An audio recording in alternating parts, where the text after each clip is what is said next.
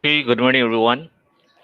Okay, so today this is the last day of our discussion for our module pertaining to our subject, gender and society. So today we'll be talking about cross-cutting issues in gender and sexuality. So one of the many cross-cutting issues that gender faces as of today is in the field of labor. So these are our objectives for today's discussion. So take note. This module discusses relationship of gender equality, and labor. So this also covers the policies on gender equality in the labor market. Further, this module tackles the status of gender equality in the various sectors of the labor market. So when we talk about the issue about gender and labor, let us always remember that women of today face different constraints from men in the labor market. This is recognized in Republic Act 9710, known also as the Magna Carta of Women, enacted in 2009. So, what is the relevance of this Republic Act 9710? Simple. This act recognizes that equality of men and women entails the abolition of the unequal structures and practices that perpetuate discrimination and inequality. So, meaning, uh, the Magna Carta of Women will serve as a leveling ground. It will level the playing field, no, between men and women by making productive resources and economic opportunities equally available for both men and women in our society.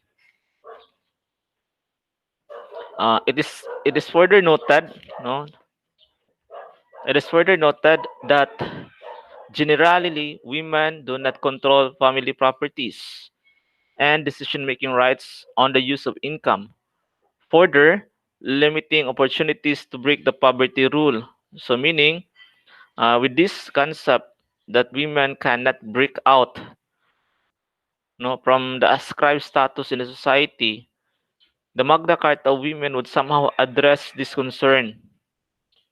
No? So, when we face out the reality that when a child is born, she or he does not know how to do any work.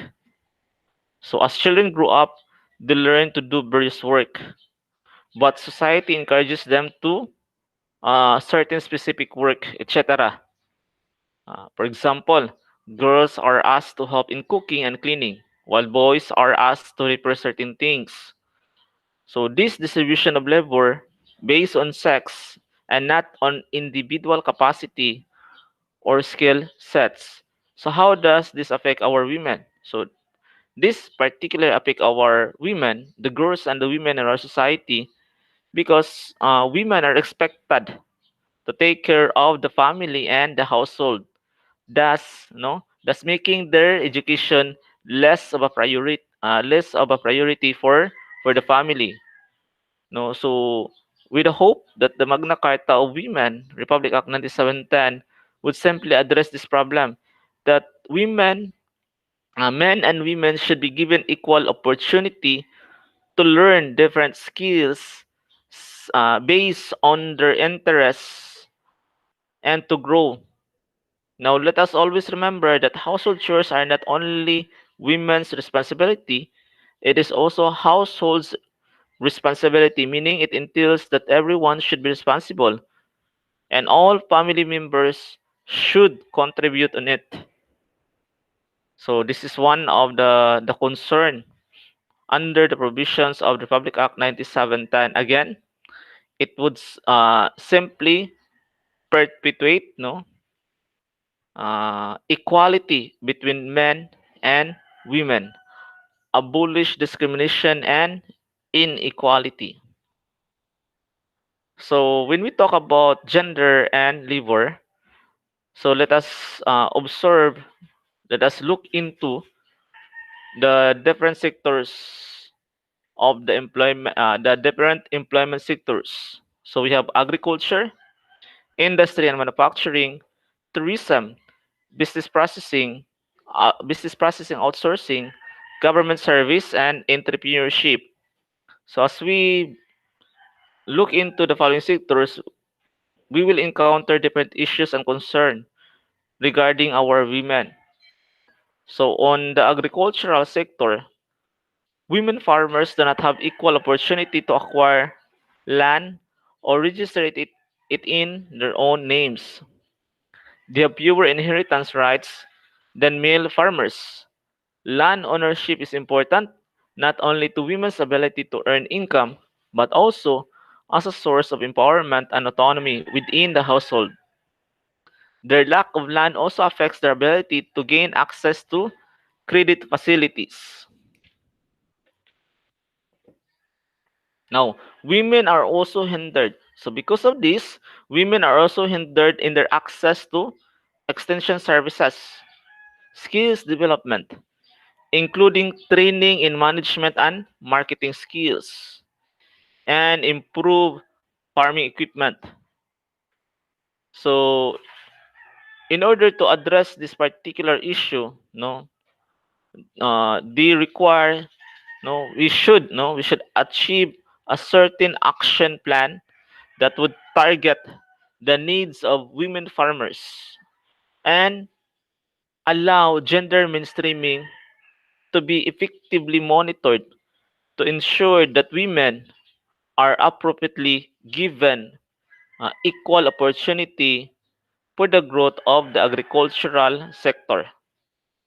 Moving on in the industry and manufacturing, the number of women, it is important to take note that the number of women working in economic zones is estimated 64% of total employment and may be much higher in some industries, such as electronic and apparel.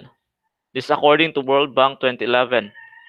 Women's share of employment in the export processing zones is much greater than women's share of the labor force as a whole, and the conditions of employment are of concern. So we really need to address the conditions of women in the industry and manufacturing sector.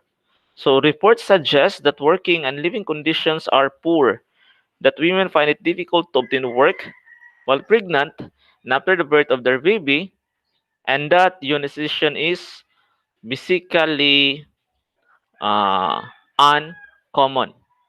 So let us always remember no, to give equal opportunities to women, especially in the industry and manufacturing sector. So next, tourism. So it appears that tourism planning has not included women or has had insufficient regard to gender issues. So within the tourism industry, relatively few women have educational qualifications or foreign language skills to compete for front of house positions in the hotel industry, as tour guides or in travel agencies.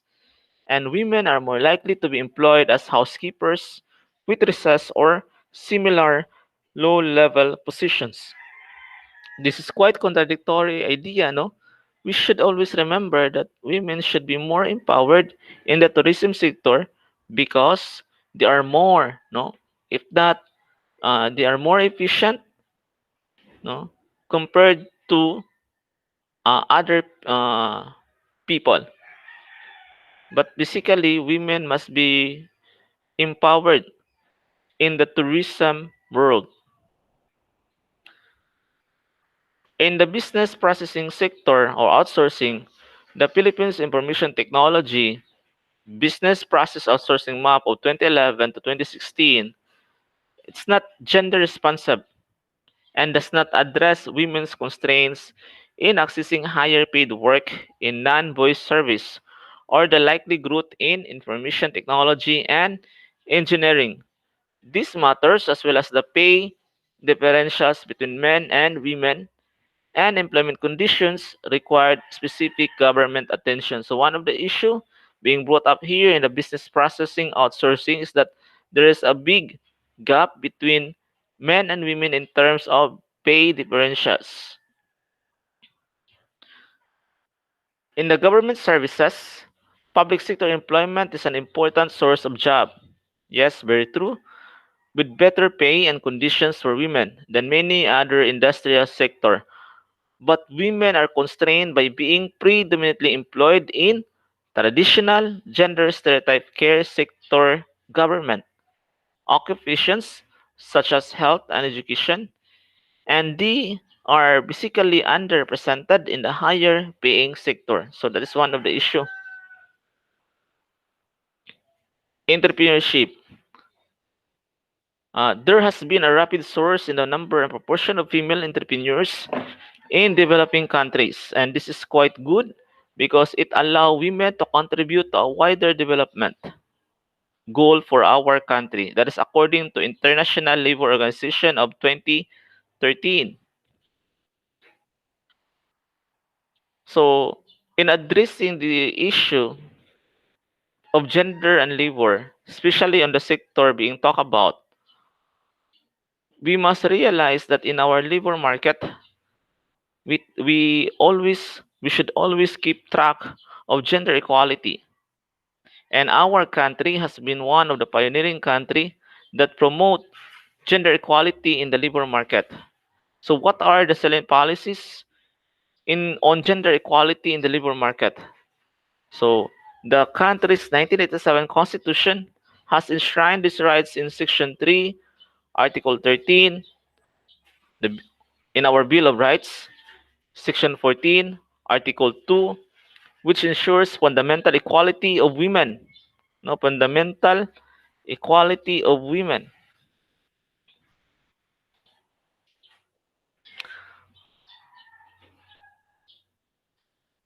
Article 3, Chapter 1 of the Labor Code, as well as Republic Acts 6725, 7192, 7877, 8551.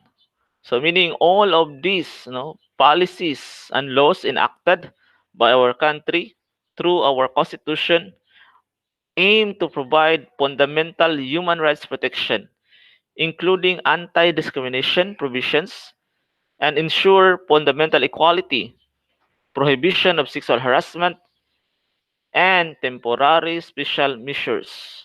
Bottom line,